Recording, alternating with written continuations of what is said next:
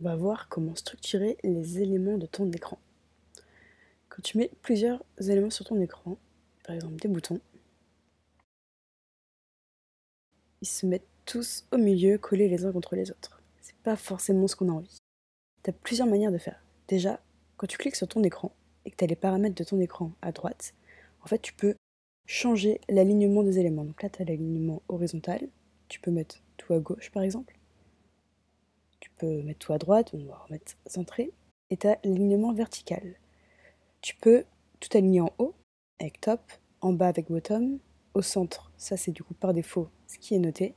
Et tu as aussi ces deux derniers qui te permettent de mettre de l'espace. Avec le space between, tu vas avoir de l'espace entre tes éléments.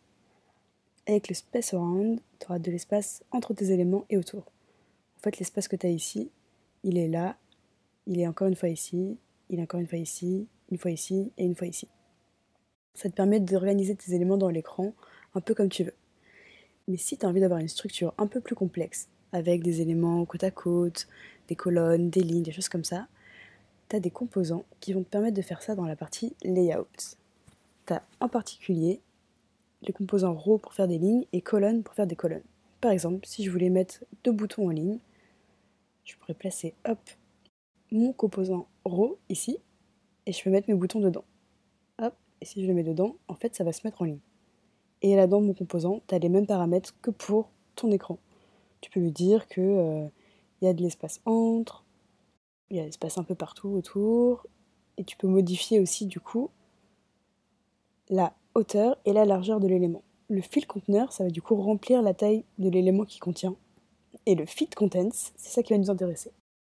Ça va prendre la taille des éléments qu'il y a à l'intérieur. Le contents, c'est ce qu'il y a dedans.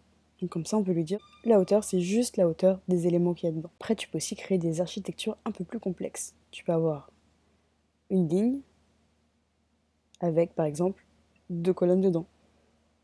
Une colonne et une autre colonne dans mon row. Si tu as besoin, si tu n'arrives pas à déplacer tes éléments comme tu veux, tu peux aussi les déplacer par ici. Tu peux dire par exemple que ce bouton-là, en fait, je veux qu'il soit hop, ici. Et tu peux dire que ce row, tu veux qu'il soit dans la colonne. Et tu peux organiser comme ça, comme tu veux, tes éléments avec le composant row, le composant colonne, et en modifiant la hauteur et la largeur.